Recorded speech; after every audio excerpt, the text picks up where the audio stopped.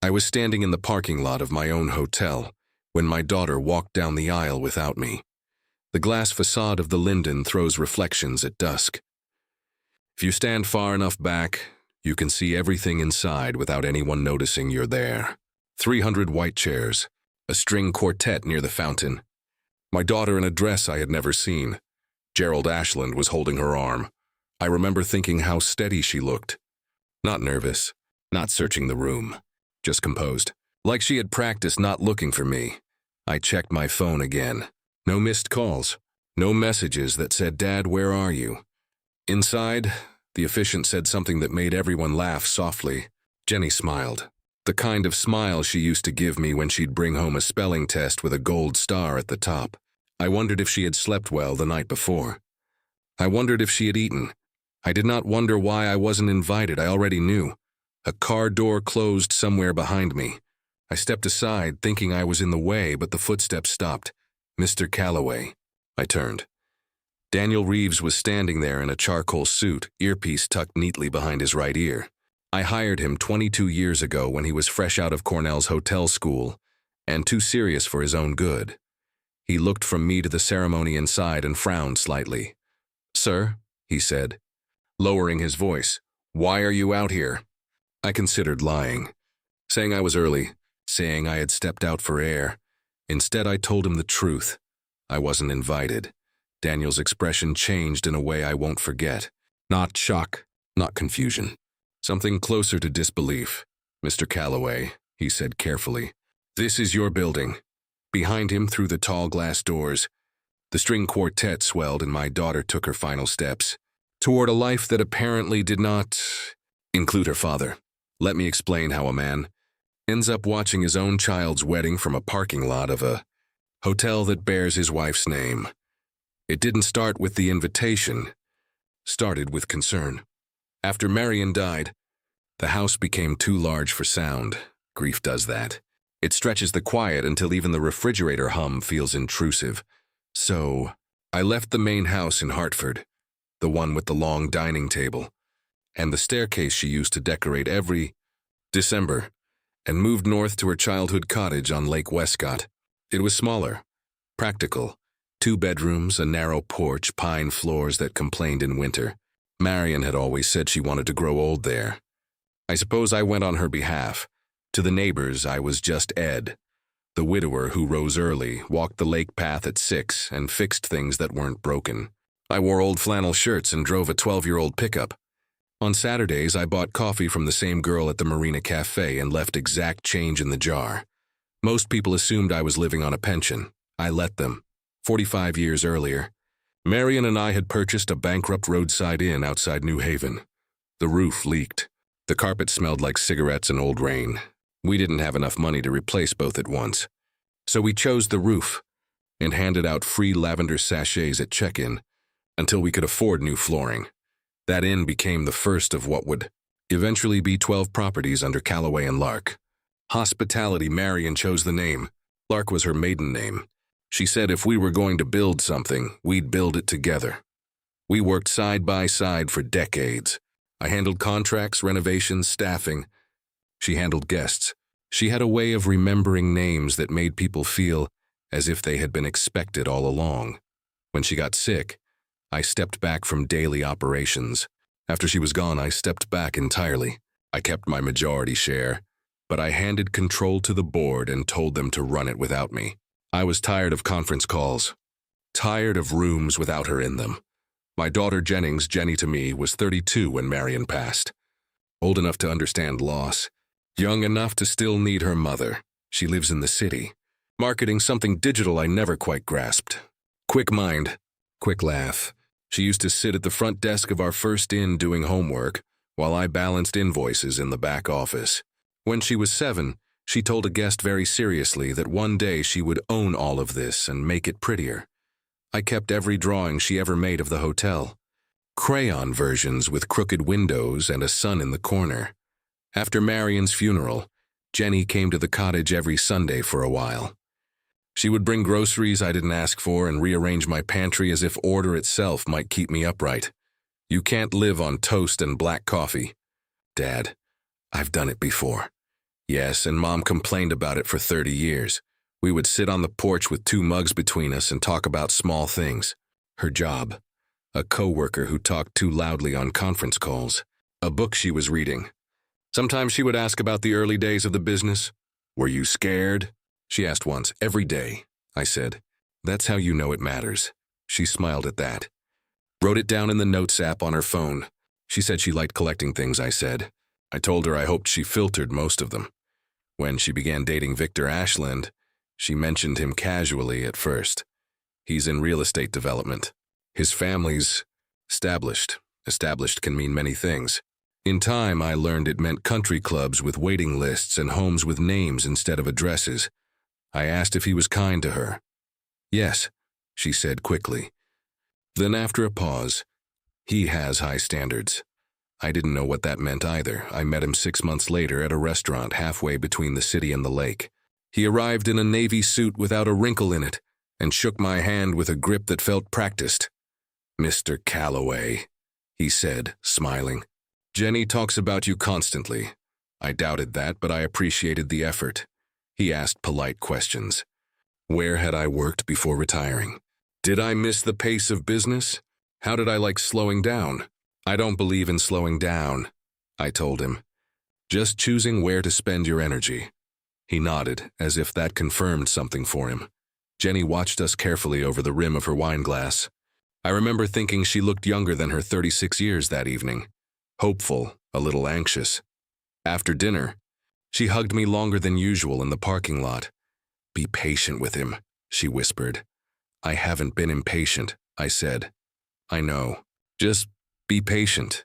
With what, she didn't say. Life at the cottage continued in its quiet rhythm. Morning walks. Wood shavings on the workshop floor. The scent of cedar and varnish. I built small things mostly. Boxes, shelves, a narrow bench for the porch. Working with my hands steadied me. Wood doesn't pretend to be something it's not. It tells you where it's weak. It shows you where it will split if you force it. People are less direct. When Jenny called one Thursday evening and said she and Victor were driving up to see me, I assumed it was another Sunday dinner shifted by scheduling. I set out 3 plates anyway. I did not know that by the time those plates were cleared, I would begin to understand what her request for patience had really meant, and how easily concern can wear the mask of love. They arrived just before sunset. Victor carried a bottle of wine that cost more than the groceries in my refrigerator. Jenny carried a pie from the bakery near her apartment, the one her mother used to favor when we visited the city. We ate at the small oak table by the window. The lake was calm, the surface turning copper as the light faded. I remember thinking it felt like a good evening for news. Jenny folded her napkin twice before she spoke. Dad, she said, glancing at Victor, we have something to tell you. I set down my fork. Victor reached for her hand. We're engaged. There are moments in a father's life when time does something generous. It slows down just enough for you to see the shape of your own joy. I stood, walked around the table, and kissed the top of her head the way I had when she was small. Jenny, I said, my voice not entirely steady. That's wonderful, and I meant it. Victor rose as well. We shook hands again, this time as something closer to equals. Or so I believed. I intend to take very good care of her, he said. I expect you will, I replied. We sat back down. Jenny began talking quickly, details spilling out as if she'd been holding them behind her teeth. It's going to be this fall, October. We didn't want a long engagement. That's sensible, I said. Your mother and I married 6 months after we met. Victor smiled thinly. Different times, Jenny pressed on. We're planning something intimate. Just close family. Very tasteful. Victor's parents have offered to host. That's generous of them, I said. Where will it be? A small chapel upstate, she said. And a reception nearby. Nothing large? Just 30 people. 30. The number landed somewhere in my chest, but I let it settle without comment. That sounds lovely, I said. Have you set a date? October 12th, 2 months away, I did the math quietly. Guest lists, invitations, venues. 2 months is a narrow window for anything described as tasteful and intimate. Victor cleared his throat. We're keeping it very curated, he said. Our families move in, particular circles. It's important that the event reflects that. I watched the way Jenny's fingers tightened slightly around her glass. I see, I said. She rushed to fill the silence. Dad, I don't want you to feel out of place. It's going to be very formal. Black tie.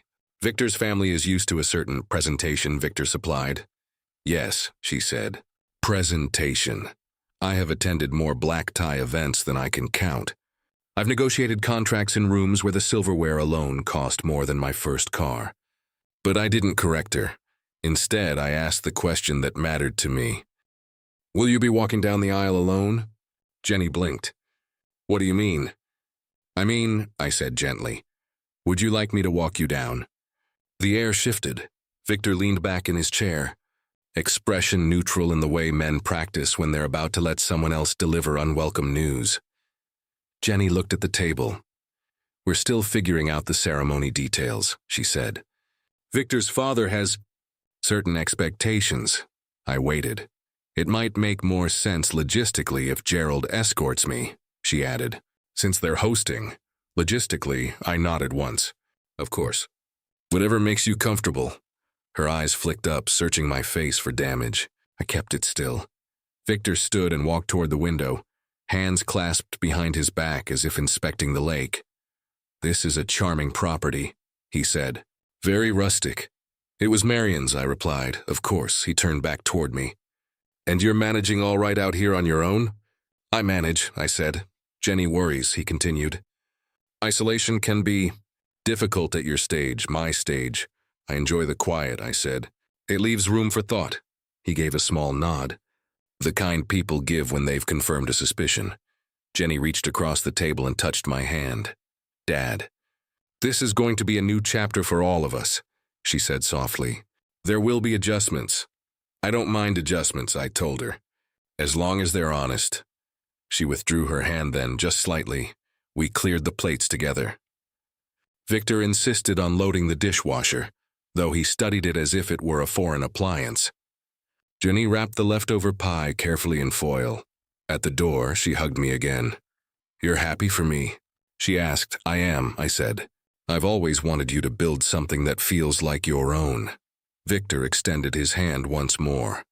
His grip was firmer this time. We'll send details soon, he said. I watched their car disappear down the narrow road. Taillights blinking through the trees. Inside, the cottage felt smaller than it had that morning. I washed the remaining wine glasses and set them upside down on a towel. Then I stood at the kitchen sink longer than necessary, looking out at the dark water. 30 guests, logistics, presentation. I told myself not to read insult into every word. Young couples make choices. Traditions shift. Pride has no place in a daughter's happiness, still. As I turned off the lights and walked down the hallway, one sentence replayed itself with quiet persistence. I don't want you to feel out of place. Concern can sound very much like care, but sometimes it's simply preparation. Gerald Ashland called me on a Tuesday morning at 9:15. I remember the time, because I had just finished sanding the lid of a walnut box in my workshop. The phone vibrated across the bench, scattering a fine line of sawdust. Edward Calloway, I answered. Mr. Calloway, Gerald Ashland. His voice carried the unhurried confidence of a man accustomed to being returned promptly. To what do I owe the pleasure? I asked. I'll get straight to it, he said. As our families prepare to merge, I think it's prudent we discuss certain practicalities. Merge. I brushed sawdust from my hands and sat on the stool. I'm listening. Jenny is stepping into a different tier of responsibility. Gerald continued.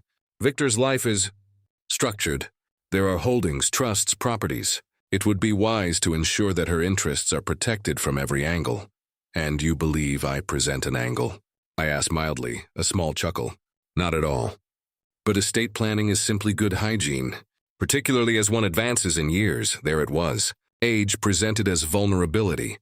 I've done my share of planning, I said. I'm sure you have. Still, consolidation can prevent confusion later. A unified strategy benefits everyone. He began asking questions then. About the cottage. About retirement accounts. About residual business interests, as he phrased it. I answered vaguely.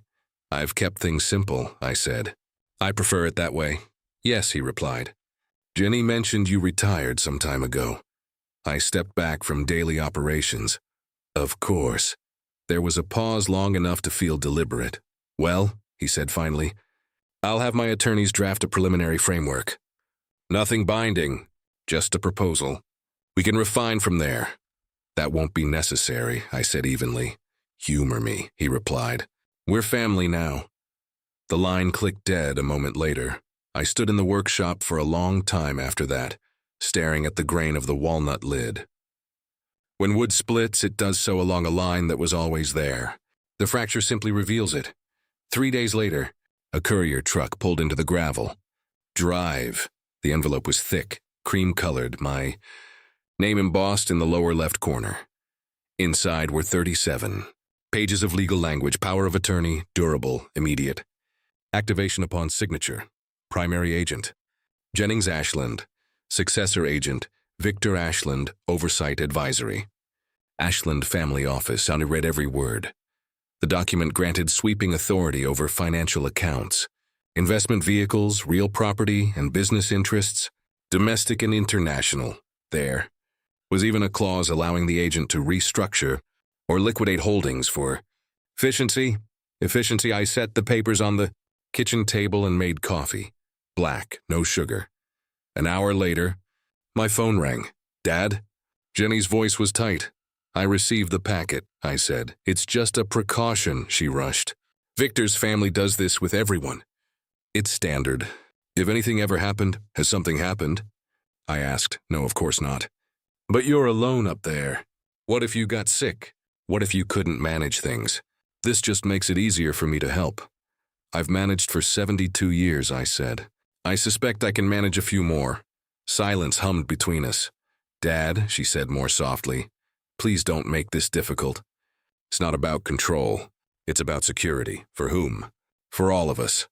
I walked to the window and looked out at the lake. Jenny, I said carefully, do you know what the document allows? She hesitated. Our attorney explained it. To you, I said.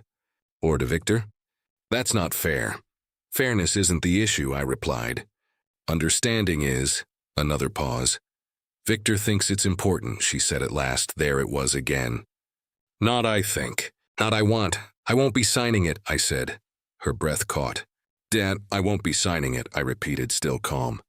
But I won't make a scene either. If you have concerns about my well-being, you're welcome to visit more often. That's not what this is. Then perhaps you should ask yourself what it is. She didn't answer. We ended the call without resolution. I returned to the table and stacked the pages neatly. I slid them back into the envelope and carried it to the workshop, placing it beside the unfinished walnut box.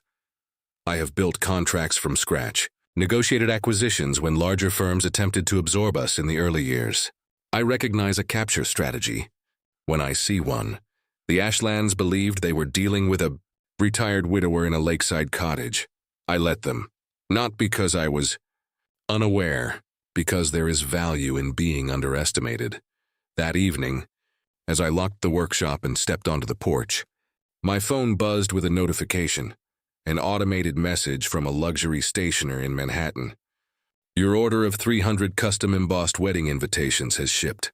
The billing name attached was not Ashland. It was Ashland Calloway. 30 guests. I thought. I set the phone face down on the railing.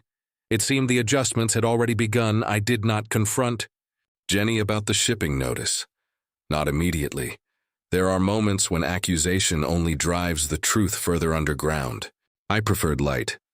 2 days later, that light arrived in the form of an old friend. Thomas Reed has supplied floral arrangements to our properties for nearly 20 years. He still calls me Mr. C, no matter how many times I've asked him not to. He phoned on a Thursday afternoon. Mr. C, quick question, he said. You adding another ballroom I don't know about? I don't believe so, I replied. He laughed.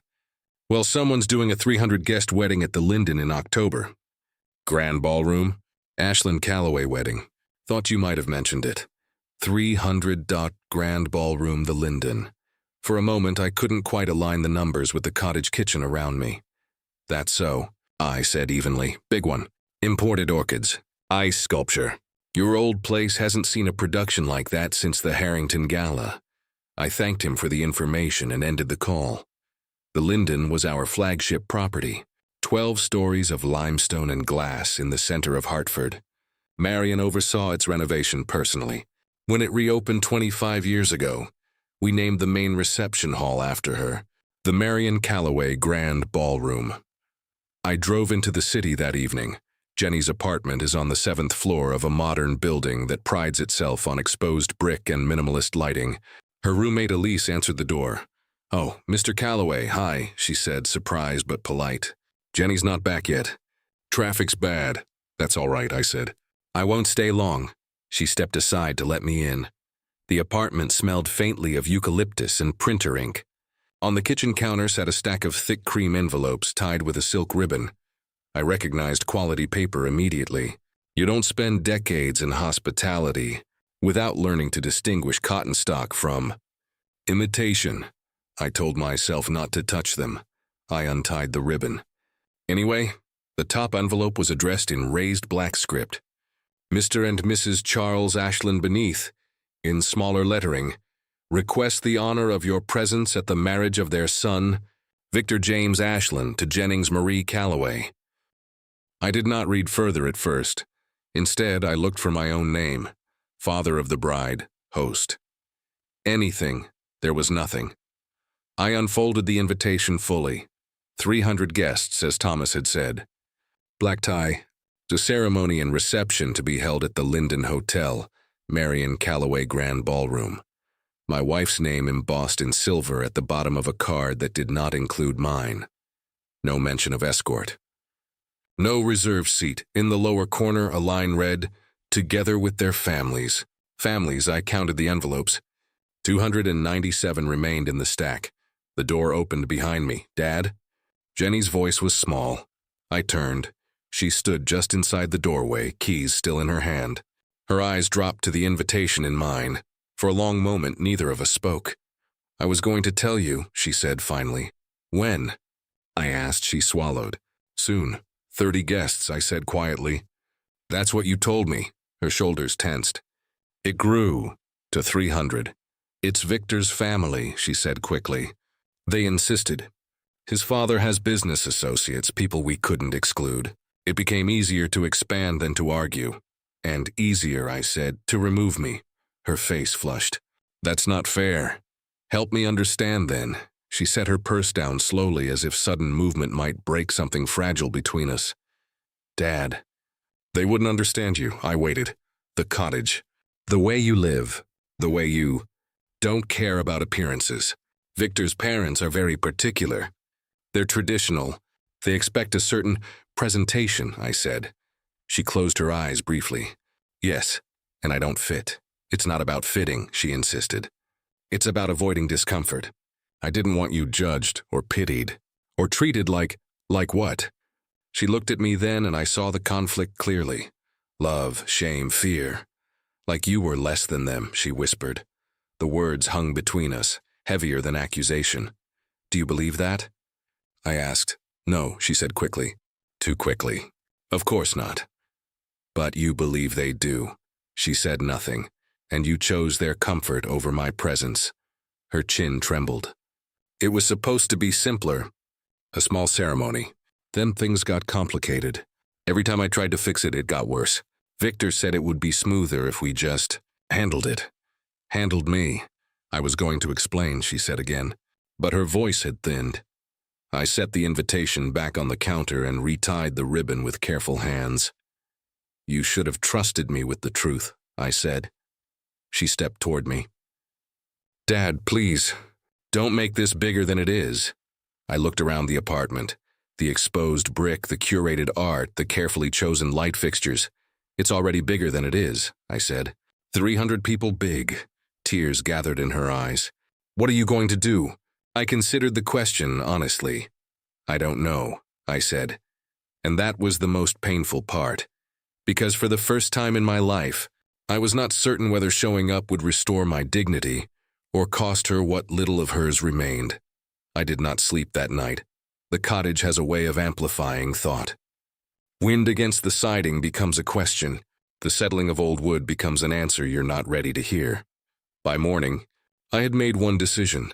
I would not argue with my daughter, but I would not pretend either. At 9 o'clock sharp, I called Margaret Chen. Margaret has been our company's counsel for 27 years. I hired her after watching her dismantle a predatory acquisition attempt in a Boston courtroom with nothing but a yellow legal pad and a voice that never rose above conversational. She answered on the second ring, "Edward, this is early. I apologize," I said. "I need clarity." There was a pause. Papers shifting. Door closing. Tell me. I told her everything. The engagement dinner. The 30 guests. The power of attorney packet. The invitations. The ballroom. I did not dramatize. I did not editorialize. When I finished, Margaret exhaled slowly. "They're hosting the wedding at the Linden," she said, each word precise. "In the Marion Calloway Grand Ballroom." "Yes, and they believe you are." "What, a retired man in a lakeside cottage?" "That seems to be the working assumption." Another silence. "Heavier this time, Edward," she said carefully. "You still hold 51% of Calloway and Lark. You stepped back from operations, not ownership. The Linden exists because you mortgaged your home twice in 1998. That ballroom bears Marion's name because you refused to sell naming rights to a liquor distributor." "I remember," I said. "Then forgive me for asking, but why are you standing outside your own house?" I looked out at the lake. "Because it's my daughter's wedding," I said. "Not a board meeting." Margaret's voice softened, but only slightly. "What do you want?" The question deserved honesty. "I want to see her get married," I said. "That's all." "And the Ashlands?" "I'm not interested in humiliating anyone." "That may happen regardless," she replied. "Not by my design." She was quiet for a long moment. I could almost hear her recalibrating. "All right," she said at last. "Then we proceed simply." She asked me one more question. "Do you intend to attend?" "I haven't decided." "Decide," she said gently, "and call me back." I ended the call and walked into the workshop. The walnut box still sat on the bench beside the unopened power of attorney packet. I lifted the lid I had sanded days before and ran my thumb along the edge. Smooth. Even. No splintering. Wood, given patience, will yield to care. By noon, I had made my decision. I called Margaret back. "Yes," I said. "If I come, I will not disrupt the ceremony. I will not challenge anyone publicly. I will not revoke contracts or freeze accounts or make statements." "You could," she said. "I know." Another pause. "Very well," she said. "I'll handle the rest." "What rest?" "Discretion," she replied. Margaret made one call that afternoon to Daniel Reeves, general manager of the Linden. Daniel had started with us at 23. Earnest, immaculate suits. A habit of arriving an hour early to everything. I mentored him through his first renovation crisis, his first union negotiation, his first time firing a manager twice his age. Margaret told him only this: "Mr. Calloway may visit the property on October 12th. Treat him as you always have." Daniel did not ask questions he did not need to. That evening, my phone buzzed with a brief message from Margaret. Handled. No special arrangements were made. No instructions issued to disrupt the event. No legal levers pulled. If I arrived, I would arrive as I always had, quietly, not as a spectacle, not as a threat, but as a man walking into a building he helped raise from foundation to chandelier. I stood on the porch as the sun lowered itself into the lake and considered the strange mathematics of dignity. You can demand it and lose it, or you can carry it and let others decide what to do in its presence. October 12th was 3 weeks away. I had time to choose my suit and to decide whether I would stand outside or walk through the front door. October 12th arrived the way all days do, quietly, without ceremony, indifferent to the weight we strap onto them. I woke before dawn. I shaved carefully, trimmed the edges of my mustache, pressed the navy blazer Marion had picked out for our 40th anniversary. She had stood beside the rack in a department store, tilting her head, studying the cut like she was appraising a piece of architecture. "This one," she had said. "It makes you look like a man who owns the room." I had laughed. She had been right. I drove to Hartford with the morning sun low behind me. The Linden rose into view at 10 o'clock, limestone glowing gold in the autumn light. Valets in black vests moved through the circular drive. I did not pull in. I parked across the street and sat in the truck for a long moment, watching guests arrive. Men in tailcoats, women in silken diamonds, the kind of gathering that costs more than most homes and announces it without apology. I checked my phone, no missed calls. I got out of the truck. The front entrance was buzzing with guests and staff. I didn't approach it. Instead, I walked along the side of the building, past the loading dock and the service entrance, until I reached the small courtyard near the west garden. Through the tall windows of the grand ballroom, I could see the ceremony setup. White chairs, floral arch, the string quartet, and my daughter. She stood at the rear of the room, out of sight of the guests, adjusting her veil with shaking hands. Victor's mother stood beside her, straightening the train. Jenny's face was composed, but I knew her posture. That slight stiffness in her shoulders meant she was holding something. Down I watched her take a breath, then the doors opened. The quartet began. Gerald Ashland appeared at her side. Jenny looped her arm through his without looking at him. Her gaze swept the room once, searching, I think, for a face she already knew would not be there. She walked down the aisle. I stood outside the glass and watched. When the officiant said the words, when Victor lifted her veil, when they kissed, I felt something crack quietly in my chest. Not anger, not even sadness, just the strange hollow of knowing you are witnessing a moment you were written out of. I turned to leave. Mr. Calloway? The voice stopped me. Daniel Reeves stood in the courtyard shadows, hands clasped behind his back. He had been waiting there. I don't know how long, sir, he said. Why are you out here? I opened my mouth to give the same truth I had given him weeks ago, but he spoke first. This is your building. I looked at him for a long moment. I wasn't invited, I said. Daniel's jaw tightened. Not with anger, with something closer to disbelief, the way you might react to a false accusation against someone you respect. Mr. Calloway, he said carefully. With respect. That doesn't matter. Not here. He extended his hand toward the side entrance. Please walk with me, I followed. He led me through a service corridor, past catering stations and linen carts, until we emerged into the ballroom's antechamber. It was empty. Beyond the tall double doors, the reception was beginning. Glassware clinking, laughter, the low hum of 300 voices settling into celebration. Daniel glanced at me. Would you like me to announce you? No, I said. I'm not here to disrupt. He nodded and opened the doors. The room was enormous. Crystal chandeliers, round tables draped in ivory. At the far end, the band played something soft and golden. A dance floor gleamed beneath warm light. I stepped inside. No one noticed me at first. I was simply an older man in a navy blazer, walking through the edge of the room. Then the head table came into view. Jenny sat beside Victor. Her veil was pinned back now, a glass of champagne in her hand. She was laughing at something his sister said, and then her eyes found me. The glass froze halfway to her lips. She went pale. Victor followed her gaze. His expression tightened. Confusion first, then recognition, then something colder. Gerald Ashland rose from his seat.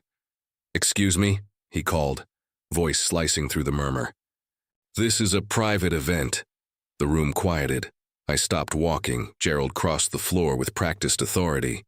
He was taller than me, broader, accustomed to owning whatever room he stood in. Security, he said, gesturing to a nearby staff member. This gentleman appears to have wandered in from the... Mr. Ashland. Daniel Reeves stepped forward, still calm, still composed. Allow me to introduce you, he said. This is Edward Calloway. He built this hotel. This ballroom is named after his late wife, Marion. The silence became absolute. I heard the piccolo player stop mid-phrase. Gerald's mouth opened and did not close. Victor rose from his chair, and Jenny, my daughter, lifted her hand to her mouth. Tears already gathering, Daniel continued, his voice steady. The bride walking down your aisle today is his daughter. The weight of it settled across the room like a sheet. being pulled smooth over a table. Gerald stared at me. I did not blink. Did not gloat. I simply said, I'm here to see my daughter get married. I missed the ceremony, and I waited. The room held its breath, watching the man in the navy blazer, waiting to see what he would do with the silence. No one moved. 300 people, dressed in silk and tailored wool, suddenly unsure where to place their eyes. Gerald Ashland recovered first. Men like him always do. There seems to have been a misunderstanding, he said, smoothing the front of his tuxedo. Of course you're welcome. We were under the impression that I wouldn't attend. I offered. His jaw tightened slightly. That you preferred privacy. I do, I said. But not today. Victor stepped forward then, positioning himself half a pace in front of Jenny, as though proximity could reassert control. Mr. Calloway, he began, his tone measured. This isn't the time for what? I asked gently. He faltered. There are only so many ways to finish a sentence like that in a room full of witnesses. For confusion, he said at last. I nodded once. You're right, I said. It isn't. I turned my attention to Jenny. She had risen from her chair. Her hands trembled, champagne forgotten on the table beside her. Up close, I could see the faint crease in her brow she inherited from her mother when she was trying not to cry. You look beautiful, I told her. Her composure cracked. Dad, she whispered. You look like Marion, I continued. The first time I saw her in white, I forgot what I had planned to say. I suspect Victor feels the same. A faint ripple of uneasy laughter moved through the room. Victor did not join it. I reached into the inside pocket of my blazer and withdrew a small velvet box. I won't take long, I said, addressing the room as much as my daughter. I didn't come here to embarrass anyone. I didn't come to make statements about ownership or contracts or names on buildings. My gaze drifted briefly upward, toward the discreet brass plaque mounted above the ballroom doors. The Marion Calloway Grand Ballroom. I came because a father should see his daughter on her wedding day, I said. Even if he's meant to stand outside. Jenny covered her mouth. Tears spilled freely now. I held out the velvet box. These were your mother's, I said. She wore them on our wedding day. I thought, you might want something borrowed. For a moment. Jenny did not move. Then she stepped around Victor. That, more than anything, shifted the balance in the room. She walked toward me slowly, the hem of her gown whispering across the polished floor. When she reached me, her hands shook so badly she could barely take the box. I'm sorry, she breathed. I'm so sorry. I placed my hands lightly on her shoulders. Not here, I said quietly. Not like this. Behind her, I could feel the room recalibrating.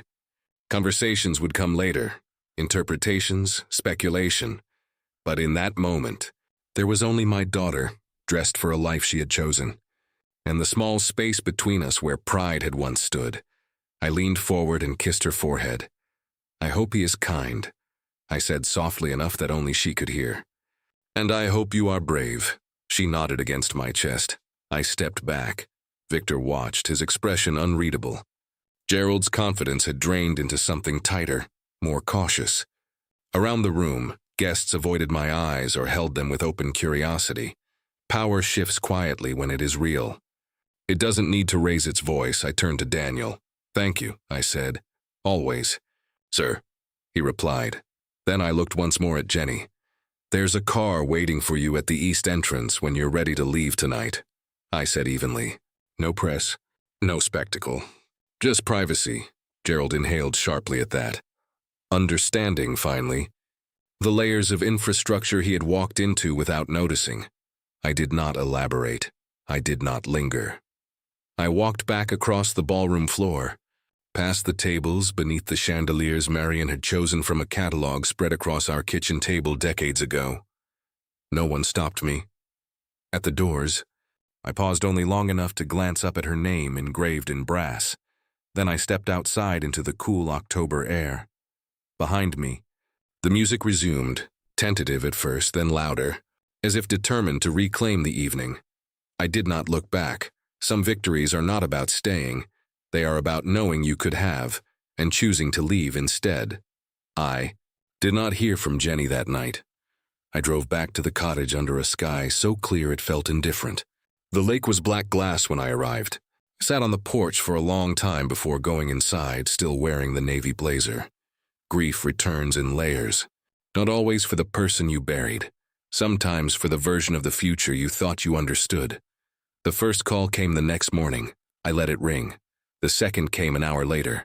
Then a third. By noon there were 7 missed calls and 2 messages I did not play. I spent the day in the workshop instead. The walnut box was nearly finished. I fitted the hinges carefully, aligning them so the lid would close without resistance. Wood teaches patience. Force it, and it remembers. By evening, the calls had reached 12. On the 17th, the following afternoon, I listened to the voicemail. Her voice was hoarse. Dad. Please, please talk to me. I waited until the 18th call to answer. There was no greeting on her end, just the sound of breath catching. I'm here, I said. She began to cry in a way I hadn't heard since she was small. Not the quiet tears she shed at the ballroom. These were unguarded, unpracticed. I didn't think you would come, she said. Victor said you wouldn't. He said you valued your pride more than you, I finished gently. Yes, I leaned back in the kitchen chair and looked out at the water. I didn't come for pride, I said. And I didn't stay for it either. She was silent for a moment. They all knew by the end, she said. About the hotel. About Mom, about everything. I imagine they did. Victor was furious, she whispered. Not at me, at his father. For not knowing, for not vetting. Vetting, as though I were a vendor, not a father. And you? I asked. I was ashamed, she said. Not of you. Of myself. That was the first honest thing she had said since the invitations. I let them talk about you, she continued. About your cottage. About how you stepped back because you couldn't keep up. I corrected small things, but not the big ones. I told myself it didn't matter. That it was easier. That once we were married it would settle. And did it? I asked. No. The word broke. Victor said it would have been different if you'd been transparent from the beginning, she added.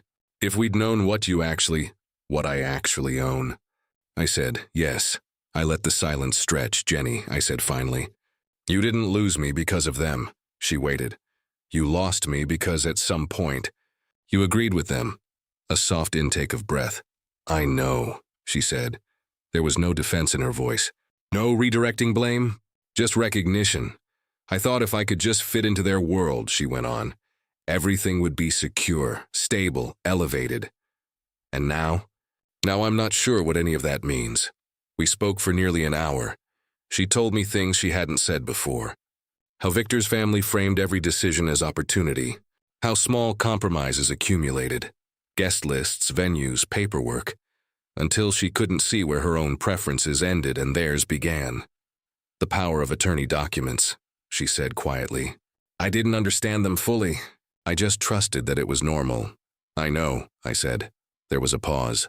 I'm not moving in with Victor, she said at last. I did not react. We argued all night, she continued. He kept saying the damage could be controlled. That your appearance was manageable if we handled the narrative. I realized he was talking about you like a public relations issue. And what did you say?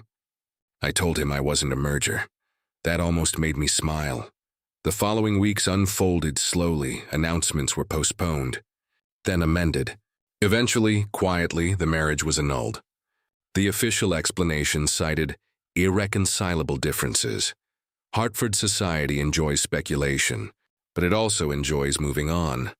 Margaret informed me, with professional restraint, that the Ashland family office had withdrawn any pending legal initiatives regarding my estate. No further interest, she said dryly. I returned to my routines. Morning walks, coffee at the marina, sanding the edges of the walnut box until the surface felt like water under my palm. Jenny began visiting again on Sundays. The first time, she stood on the porch as if unsure whether she was welcome. I opened the door before she knocked. We did not speak about Victor that day, or the ballroom. We spoke about the lake level, about a new cafe in town, about the way autumn had come early. Rebuilding does not happen in declarations. It happens in ordinary hours shared without performance.